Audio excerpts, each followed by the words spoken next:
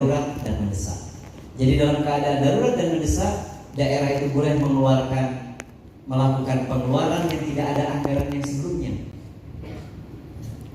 Di mana itu? Nah, itu baru muncul kemudian di pasal 68 di PP 12 tahun 2019. Itulah baru muncul di situ yang disebut dengan belanja tidak terduga. Maka Pak Wali, di belanja tidak terduga ini perlu dianggarkan yang cukup. Karena dari situlah nanti bisa digunakan untuk keperluan-keperluan yang belum dianggarkan sebelumnya.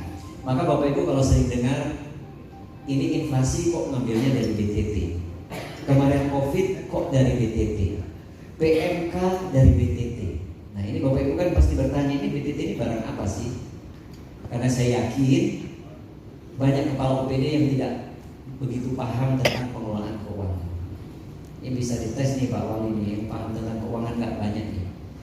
Maka kalau serapan di OPD-nya rendah itu ya wajar, karena nggak ngerti kepala OPD-nya Pak. Maka perlu bintek-bintek kegiatan peningkatan kapasitas seperti ini. Coba kalau kepulauan yang senang Pak. Kenapa? Karena dengan kegiatan seperti ini wawasan bertambah ya. Kemudian pikiran segar ya. Jadi berkunjung ke banyak wilayah itu memperluas wawasan kita. Kalau Bapak Ibu pernah ke Surabaya begini, begitu ngomongin BPSDM, ngomongin Surabaya, pikiran kita luas ya. Kita tahu, oh Surabaya itu seperti itu. Begitu Bapak Ibu pernah ke Aceh, pikiran kita sampai ke Aceh sana. Begitu pernah ke Bandung, pikiran kita sampai ke Bandung sana. Itulah namanya wawasan. Tapi kalau belum pernah, kita seperti otak kita seperti terkungkung gitu. Sama dengan ilmu Bapak Ibu. Ilmu itu kalau kita belajar banyak sekali yang punya kita kuasai, maka ngomong apapun kita bisa. Tapi kalau nggak tahu apa-apa, ya seperti ini, seperti tempurung gitu. Sakit kepala kita mikirin, ini ngomong apa sih? Ngomongin anggaran, saya kok nggak ngerti ya, itu karena nggak belajar. Nah ini penting sekali, ini anggarannya penting. Apalagi Pak Wali pengacara, semua dasarnya adalah ada dasar hukumnya. Nah, tadi saya sudah sampai kepada belanja tidak tetap, yaitu di halaman belanja tidak tetap itu di halaman 5. Nah, di sini disebutkan belanja tidak terduga, maksud saya. Belanja tidak terduga merupakan pengeluaran anggaran atas beban APBD untuk keadaan darurat termasuk keperluan mendesak. Jadi keadaan darurat dan keperluan mendesak diambilkan dari BTT. Pertanyaannya, bagaimana kalau BTT-nya nggak ada? Di penjelasannya di situ di ayat 2 dilanjutkan, apabila belanja tidak terduga itu tidak mencukupi, maka bisa diambilkan dari dana hasil penjadwalan ulang. Nah, dari lelang-lelang itu bisa diambilkan dari situ. Bagaimana kalau itu tidak ada juga? Bisa diambilkan dari uang kas yang ada. Nah, hari ini penanganan inflasi nggak ada uang, bisa diambilkan dari BTT. BTT nggak ada, bisa diambilkan dari sisa lelang. Sisa lelang nggak ada, dari uang kas yang tersedia. Pokoknya ada uang bisa digeser ke BTT. Nah itu. Kemudian nanti bisa digunakan untuk darurat dan mendesak. Tapi kalau sudah ada APBD perubahan, harusnya sudah dianggarkan karena tadi sudah diubah di APBD perubahan. Maka di sini disebutkan belanja tidak terduga merupakan pengeluaran anggaran atas beban APBD untuk keadaan darurat termasuk keperluan mendesak. Itu termasuk di dalamnya ada untuk kelebihan pembayaran atas penerimaan daerah dari tahun-tahun sebelumnya. Nah, seperti itu rumusnya, seperti itu. Nah, sekarang pertanyaannya, apa itu darurat dan mendesak? Nah, ini penting, ini ilmu tentang darurat dan mendesak ini penting. Darurat itu di pasal 69 PP 12 tahun 2019. Keadaan darurat meliputi A. Bencana alam, bencana non alam, bencana sosial atau kejadian luar biasa. Itu bisa menggunakan BTT darurat. Yang kedua, pelaksanaan operasi pencarian orang dan pertolongan orang, tenggelam, tertimbun, itu bisa pakai itu juga. Kemudian kerusakan sarana dan prasarana yang dapat mengganggu pelayanan publik juga bisa menggunakan BTT dalam keadaan darurat. Jadi ada dua, keadaan darurat, kemudian keperluan mendesak. Keperluan mendesaknya apa? Kebutuhan daerah dalam rangka pelayanan dasar masyarakat yang belum ada anggarannya. Pelayanan dasar masyarakat banyak sekali. Kalau belum ada anggarannya bisa diambilkan dari BTT. Kemudian belanja yang bersifat mengikat dan bersifat wajib. Pegawai yang belum dibayar, honor belum dibayar, TPP belum dibayar, bisa dari situ. Pengeluaran daerah yang berada di luar kendali pemerintah dan tidak dapat diprediksi sebelumnya. Inflasi hari ini, kemarin COVID, kemudian ada kejadian-kejadian luar biasa yang tidak diprediksi sebelumnya, serta amanat peraturan undang-undang. Tiba-tiba ada undang-undang, ada PP, ada permen atau apapun yang mengharuskan ada anggaran di daerah, bisa kita menggunakan BTT tadi. Kemudian pengeluaran daerah lainnya yang apabila ditunda dapat menimbulkan kerugian yang lebih besar. Jadi kalau ada sesuatu yang kalau tidak segera dikerjakan dapat menimbulkan kerugian yang lebih besar, itu bisa diabaikan dari BTT. Namun yang perlu diingat Bapak Ibu, terutama di TAPB, kondisi atau kriteria keadaan darurat dan keperluan mendesak ini harus dicantumkan dalam Perda tentang APBD setiap tahun. Jadi harus dimasukkan di situ sebagai dasar.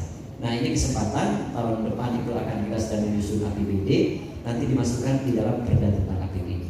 Sekarang bagaimana penggunaannya? Penggunaan BTT itu. Kalau tadi kan BTT itu dari ambil BTT, kalau nggak ada BTT diambilkan dari penjadwalan ulang, nggak ada penjadwalan ulang diambil dari uang kas yang ada. Bagaimana penggunaannya? Penggunaannya bisa langsung pembebanan langsung, bisa langsung dicairkan. Manakala keadaannya darurat, bencana alam nggak perlu bergeser-geseran, langsung dicairkan. Kemudian bagaimana kalau dalam keadaan mendesak? Untuk keperluan mendesak, disitulah dilakukan pergeseran anggaran. Pergeseran anggaran ada dua cara, yaitu dengan perda perubahan atau perubahan peraturan kepala daerah tentang penjabaran APBD, disesuaikan di situ. Nah, inilah kondisi yang dimungkinkan Bapak Ibu, bagaimana agar keperluan darurat mendesak itu bisa terpenuhi walaupun belum ada anggarannya. Maka daerah harus menganggarkan BTT dan juga bansos. Jadi BTT itu Pak Wali seperti kantong Doraemon, bisa ngambil dari situ. Jadi nggak usah Bapak Ibu risau. Jadi nggak usah juga nanya ke kami bersurat. Kalau surat-suratan kayak pacaran aja, nanti banyak nanya, padahal regulasinya jelas. Ya. Nah, ini tentang pengelolaan keuangan daerah, kewenangan daerah dalam mengelola daerah, termasuk dalam kondisi yang mendesak. Nah, Bapak Ibu yang kami hormati, maka kenapa tadi saya sampaikan bahwa peningkatan SDM seperti ini penting dilakukan, karena SDM merupakan sumber utama penggerak organisasi dibandingkan dengan yang lain. Maka di dalam teori organisasi itu yang penting manajemen. Dari inti manajemen itu leadership. Di dalamnya itu ada SDM. Maka kita banyak mengenal banyak negara yang tidak punya sumber daya alam, tetapi cukup maju karena SDM-nya bagus. Jadi nggak ada sumber daya alam pun bisa maju. Tapi kita juga lihat negara juga yang SDM-nya banyak tetapi yang sumber daya alamnya banyak tetapi SDM-nya nggak bagus, dia tertinggal dibandingkan yang tidak punya apa-apa. Disitulah betapa pentingnya SDM. Daerah hari ini banyak mengeluhkan tidak punya uang, anggarannya tidak cukup. Semua daerah hari ini tidak cukup. Selalu menghubungi kami, Pak, gimana anggaran kami biar nambah, Pak? Gimana di AU kami biar nambah, Pak? Gimana di AK kami biar nambah? Di ID kami biar dapat, semua seperti itu. Oke, kita berusaha menambah anggaran, tetapi di sisi lain kita harus mengoptimalkan SDM yang ada. Maka SDM Provinsi Jawa Timur ini penting sekali dan ini pahalanya banyak sekali dalam rangka meningkatkan SDM. Kenapa? Itu membuka wawasan. Sebagai contoh begini ya, betapa pentingnya SDM. Kalau kegiatan fisik memang perlu uang, membangun jalan, membangun jembatan itu harus dengan uang. Walaupun bisa juga dengan gotong royong. Tapi kalau kegiatan non fisik, misalnya pembentukan perda, itu kan tidak harus dengan uang. Kalau di Parepare ada yang ingat kalau bentuk satu perda sekitar berapa anggarannya? 200 kan Pak Wali. Padahal Pak Wali itu tanpa dibayar pun kita tinggal ketik aja jadi gitu. Iya kan Pak? Kita apalagi di daerah lain sudah ada perdanya, tinggal kita ambil, tiru semua perda, kita kumpulin jadi satu, yang bagus-bagus diambil, maka perda Parepare perda terbaik di dunia. Nggak pakai uang. Nah ini nih Pak Wali perlu dirubah nih. Mental bahwa bekerja itu harus ada uang dulu baru kerja. Kalau nggak ada uang nggak kerja. Ya ini yang bikin rusak. Nah maka perubahan mindset itu penting. Perubahan mindset itu penting. Ada 3 masalah utama terkait dengan SDM, yaitu yang saya sebut dengan 3K, yaitu kompetensi, komitmen, dan kekompakan.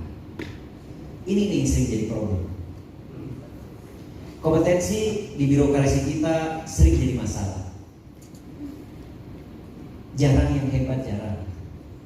Apalagi semakin jauh dari ibu kota provinsi, semakin ke bawah level pemerintahannya. Rumusnya kan gitu. Semakin ke bawah, SDM itu semakin tidak bagus. Semakin jauh dari kota besar, itu juga semakin tidak bagus. Nah, kira-kira Parepare ini dekat ibu kota provinsi kan? Jauh ya pastilah nggak begitu banyak diminati lah itu kira-kira.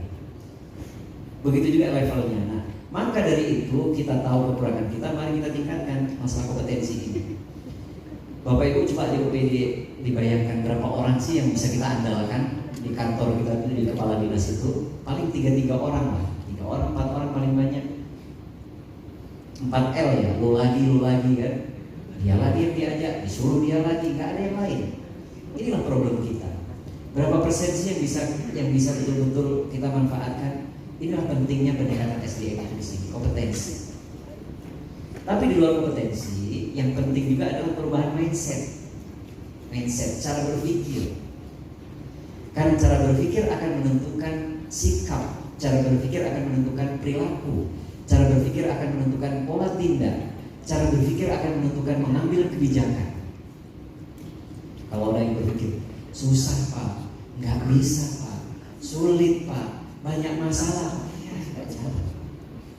Tapi kalau bisa Pak, iya Pak, siap, jalan Pak, cari solusi, bisa. Ini. Maka di dalam SDM ada 4 hal yang perlu diperhatikan.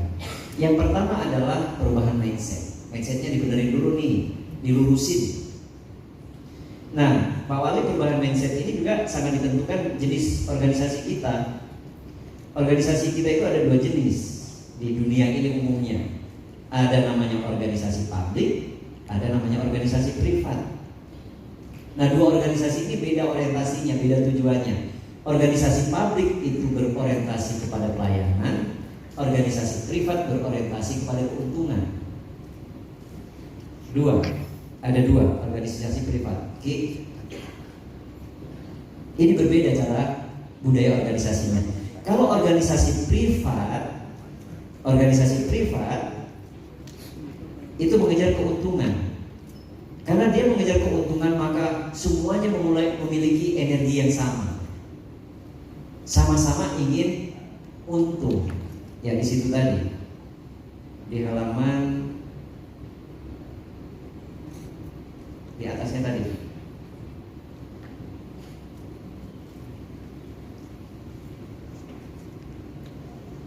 Nah, ini dia. Ada 2 organisasi yang terpisahkan secara umum. Organisasi privat mengejar keuntungan, organisasi publik mengejar pelayanan.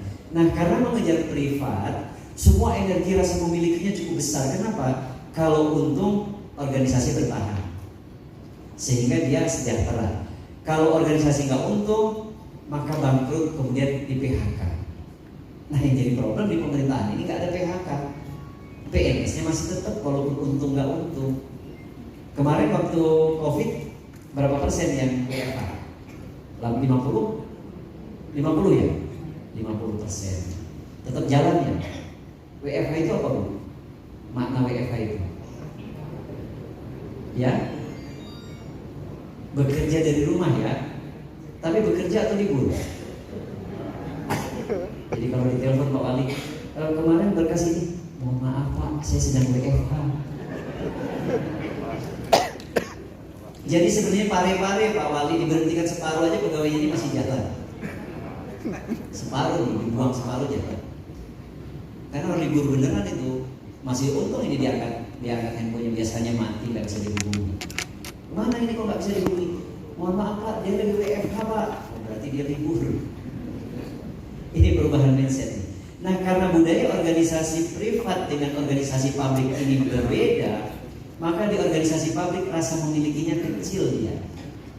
Cobalah Bapak Ibu renungkan diri Bapak Ibu sendiri, renungkan staf. Banyak kok yang ke kantor itu nggak nggak tahu mikir apa, dia hanya ke kantor saja, duduk-duduk saja di situ, ke warung dia nenteng plastik, nenteng resek kan, atau nongkrong di warung mana, atau nggak tahu jalan kemana, kunjungan apa. Kalau ditanya kok nggak kerja, nggak ada kerjaan. Mindsetnya PNS kita apa yang namanya kerjaan? Kerjaan itu kalau ditugaskan oleh pimpinan. Kalau tidak ada tugas, dikiranya nggak ada kerja. Padahal kerjaan kita itu banyak, Bapak Ibu kalau mau nyari. Memberesin file, membuat konsep, memberesin mejanya, bersihkan meja, koordinasi, telepon. Nggak ada berhentinya. Saya itu pulang kantor jam 11, jam 12, jam 1 itu nggak berhenti, pekerjaan ada terus. Ini kok tenang-tenang, jam 4 sudah pada pulang. Ini besok lagi datang lagi, nggak ngerti mau ngapain. Nah, ini mindset. Maka mari kita bawa budaya kerja yang ada di swasta itu ke dalam budaya kerja di organisasi publik. Maka Bapak Ibu yang dulu pernah kerja di swasta itu harus tetap dipertahankan nilai-nilai swasta itu. Maka ada reinventing government itu, mewirausahakan birokrasi, membawa nilai-nilai swasta di dalam birokrasi. Nah ini mindset nih, cara berpikir. Nah kalau nggak sering-sering dibawa ke sini, siapa yang mau tahu nih Pak Wali ini sesat semua ini bisa mindsetnya.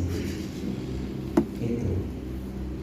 Maka ada yang mengatakan siapa diri kita tergantung dari kita. Apa yang kita pikirkan itu yang terjadi. Kalau sulit ya sulit. Kalau nggak bisa ya nggak bisa. Nah itu tadi. Kalau malas, nah, apalagi banyak yang cari selamat saja ini. Cari selamat, nggak mau tugas-tugas yang berat. Ini. Jadi kembali ke 3 masalah utama. Kompetensi yang penting mindset dulu berubah. Baru tadi isinya kita perlu ditambahkan. Kemampuannya, mindset, kemampuan. Kalau mindsetnya sudah bagus, punya kemampuan, dipenuhi bagus. Kemudian yang ketiga adalah komitmen. Komitmen ini juga penting. Orang pintar nggak ada gunanya kalau dia tidak punya komitmen. Orang pintar nggak pernah di kantor. Orang pintar tapi dia nggak pernah menyelesaikan pekerjaannya. Dia nggak tahu ngurusin apa. Komitmen penting. Perubahan mindset, kemudian ya kapasitas, kemampuan tadi, kemudian yang berikutnya adalah komitmen. Yang ketiga adalah inovasi. Perlu terus melakukan inovasi. Jangankan inovasi yang rutinannya nggak dikerjakan. Inovasi inilah yang akan menyelesaikan berbagai persoalan. Banyak masalah yang tidak bisa selesai dengan cara biasa, dengan cara rutin, tapi harus diselesaikan dengan inovasi. Maka saya bilang inovasi adalah solusi dari semua masalah. Apapun masalahnya, minumannya inovasi. Apapun makanannya, minumannya inovasi. Apapun masalahnya, minumannya inovasi. Apapun masalahnya, solusinya inovasi. Inovasi ini penting. Kalau tidak ada inovasi, tidak ada lompatan. Kota Parepare akan melompat cepat, melompat tinggi, melompat jauh kalau semua pegawainya inovasi. Maka sebenarnya Pak Wali perlu ada perda tentang inovasi daerah yang mewajibkan seluruh eselon yang ada di Parepare, eselon 3, eselon 2, eselon 4 membuat satu inovasi setiap tahun. Bisa dibayangkan. Waduh, ini luar biasa. Kalau belum ada perda, nanti bisa dibuat peraturan wali kota tentang inovasi daerah. Ini sudah mulai bisik-bisik, wah susah tuh. Ini mindset lagi di bawah. Gak apa-apa Pak Wali, gak inovasi diberhentikan aja PNS-nya, jabatannya. Inovasi itu tidak rumit Bapak Ibu, tidak harus elektronik, tidak harus IT. Banyak yang bisa kita kreatif membuat inovasi. Ada namanya samsat gendong, itu misalnya pelayanan menjemput bola, gendong istilahnya. Di gendong itu kan istilah. Jadi samsat mengunjungi, itu inovasi. Pelayanan KTP, datang ke sana nggak usah datang, banyak sekali klien-klien kita.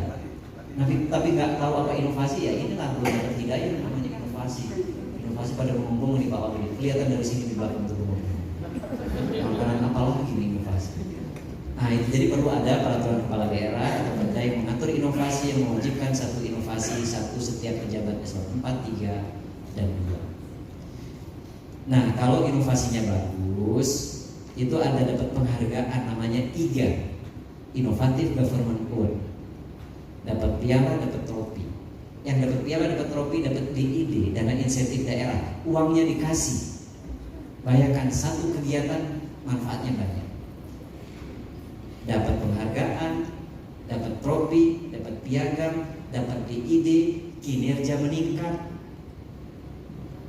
Kemudian yang penting apa? Tujuannya adalah membudayakan inovasi. Budaya itu dimulai dari dipaksa. Orang disiplin itu dipaksa dulu, maka di sekolah-sekolah kedinasan itu dipaksa. Dihukum kalau nggak disiplin. Kalau sudah dipaksa kemudian menjadi terbiasa. Kalau sudah terbiasa kemudian menjadi budaya, menjadi kebutuhan. Kalau nggak rasanya aneh. Inovasi dipaksa dulu. Maka saya selalu sarankan inovasi itu bisa dijadikan salah satu indikator di dalam penilaian kinerja. Ada 3 paling nggak penilaian kinerja itu. Pertama adalah output yang diminta. Di Pak Wali bisa minta output kepala UPD ini, bukan output yang biasa ditandatangani. Apa itu namanya? Tanda tangan kinerja itu apa, Bu? Ya, SKP ya. Itu mah rutin-rutin aja, itu malam aja sampai. Tapi Pak Wali bisa minta, kepala dinas pendidikan harus menurunkan duta huruf sekian. Ini dinas ini sekian, dinas ini sekian, dinas ini sekian, dinas ini sekian. Tanda tangan. Apabila tidak tercapai, saya siap untuk mengundurkan diri. Enak mencatnya Pak Wali. Kalau nggak kayak gitu ya tepuk tangan. Kalau nggak begitu nggak terpacu Pak Wali. Maka perlu diciptakan iklim kompetisi, iklim kompetitif. Wah, kalau boleh nggak berani tanda tangan sudah mundur aja dari sebelum tanda tangan. Pertama output, kedua serapan anggaran ya Bu Kepala PKD. Ketiga inovasi. Ini bisa.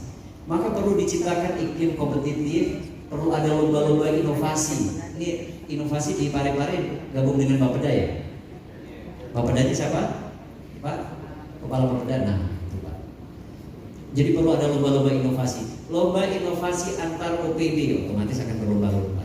Lomba inovasi antar kepala sekolah, lomba inovasi antar kepala puskesmas, lomba inovasi antar apa? Tiap bulan silahkan tiap tahun diberikan penghargaan. Saya itu tiap tahun di mana kantor saya selalu ada penghargaan pegawai teladan, penghargaan pegawai terdisiplin, penghargaan banyak. Jadi dapat piagam-piagam itu dipasang di rumah-rumahnya, bisa dibuat CV, itu lumayan. Ini iklim kompetitif yang kita perlu ciptakan dan iklim objektif ya. Kalau seperti itu orang akan tahu ini memang layak dipromosikan, ini melempem nggak bisa apa-apa. Biar ketahuan. Sekarang kan banyak yang menggunakan naik jabatan dengan pendekatan politis ya Pak Wali. Di king sana, di king sini, orang sana, orang sini. Enggak deh. Kalau nggak bagus nggak usah kayak gitu. Kompetensi ini penting. Yang kedua komitmen, yang ketiga kekompakan. Ini problem. Kekompakan itu disitulah sinergi, kolaborasi, koordinasi, komunikasi, silaturahmi di situ. Kompak. Kalau semakin banyak teman, banyak tim, itu banyak yang bisa kita kerjakan. Kalau ada orang satu ini bagus, hebat, dia banyak prestasi, banyak pekerjaan yang dihasilkan, orang kedua ini juga gitu. 2 orang ini bergabung, ada lagi pekerjaan lagi yang bisa dikerjakan lagi lebih bagus lagi. Itulah makna kekompakan dan kebersamaan. Nah, maka penting kekompakan itu penting. Nggak usah saling memecah belah, nggak usah iri dan dengki, nggak usah menghasut, nggak usah. Untuk apa? Capek energi kita. Saya pernah dinasihati sama pimpinan saya, kalau kita mau sukses itu jangan matikan lampu orang lain, tapi perbesar lampu kita. Kalau kita matikan lampu orang lain, menjatuhkan orang, menjelek-jelekan orang, capek energi kita, padahal nggak berguna. Dan belum tentu mati lampu ini. Kalau toh mati, lampu kita kecil tapi kelihatan besar karena lampu yang lain mati. Tapi kalau kita konsentrasi ke prestasi, ke kinerja, peningkatan kapasitas, itu memperbesar lampu kita.